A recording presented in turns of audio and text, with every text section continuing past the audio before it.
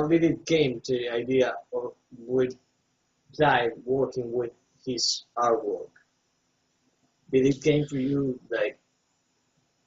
I had sent books and things from the gallery across the years Yeah. to Clive, and so he was familiar with us, just in a sense of, I think, liking what we do. Mm-hmm.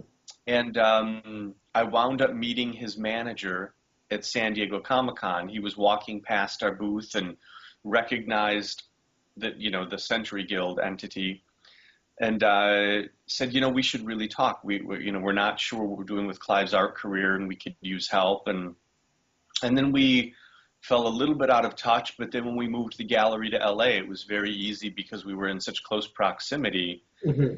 And we talked about doing maybe one show or putting a couple pieces in a show. And when I looked at what the idea was of Clive's career, it was like, do you know the movie Raiders of the Lost Ark? Yeah. Okay, so it was like at the end, finding all of those caskets of treasure. Yeah. When I was looking at what the breadth of his art career was, it had just, no one had ever presented it in a way that really showed what it was. And so then there were a lot of discussions, which was like, if we're going to do this, this is going to be the most challenging thing I've ever done in my life. It's going to become almost a full-time job, and it's going to take at least a decade. Mm-hmm.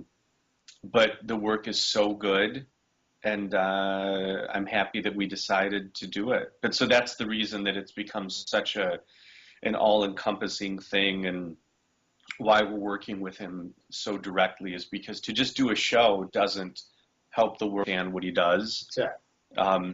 It really is a long-term plan to help his legacy have some foundation. Yeah, like for example, down here, if you say Clive Barker, they will obviously the majority of people down here. You say Clive Barker, and they will say who. And if you say the guy with the pins in his head, yeah, they go, Right. oh yeah, it's that guy, and you get also from Candyman, and that's what really struck me when I saw your work.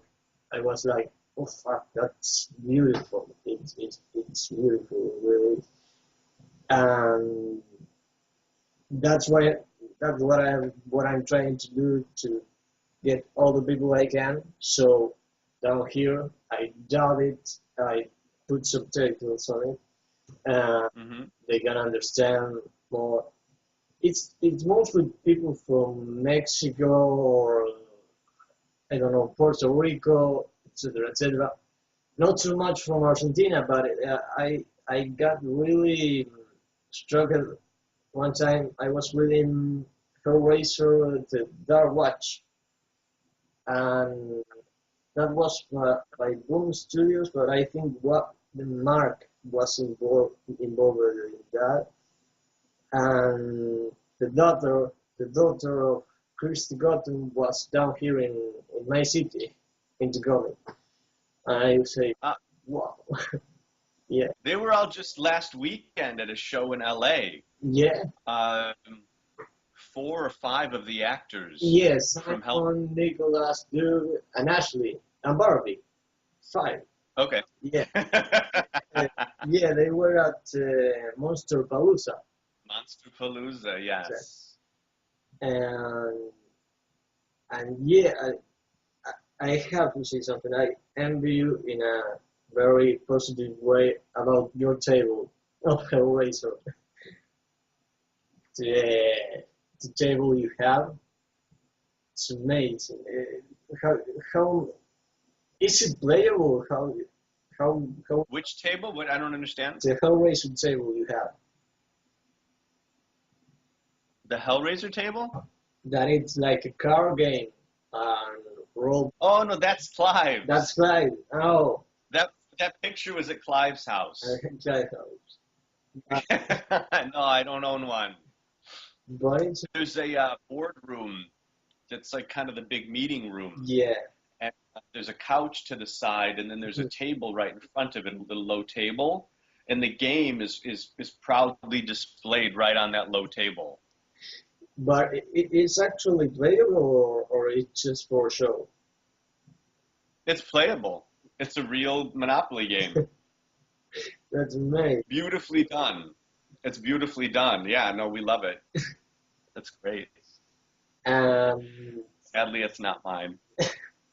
Yeah, they did like very little of those, very little quantity of those. 9. They made 9 of them, yeah.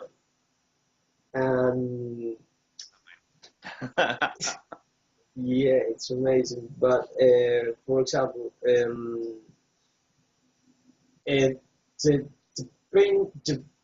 painter behind you, frame of one you held up back at you. How was it? Yeah. The Believer. The Believer, yeah. I figured I'd turn the computer around and set it up a little bit. So there's Clive Barker in here. It's amazing, yeah. And that's, it's not restored, it's just original from Clive. Yeah. Yeah, no, that's the painting. That's the original painting. It's oils or acrylics? Oil. Yeah, he works in oil. One thing he does do that's a little strange is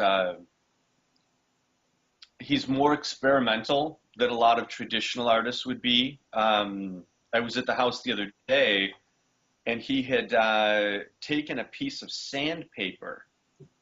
It was a big sandpaper piece, and then painted on it with paper towel. And when you just looked at it, it looked like a beautiful, beautiful kind of psychedelic tree. Yeah. And then you get closer and you're like, this isn't brush work and this is sandpaper. Like, so he's definitely inspired by problem solving around limitations of a medium. Yeah. In a way that's really impressive. Like, it's something that I think a lot of artists wouldn't do. So he's very childlike in that he wants to play while he's doing it. And so I like that a lot. Yeah, that's amazing. Yeah. I don't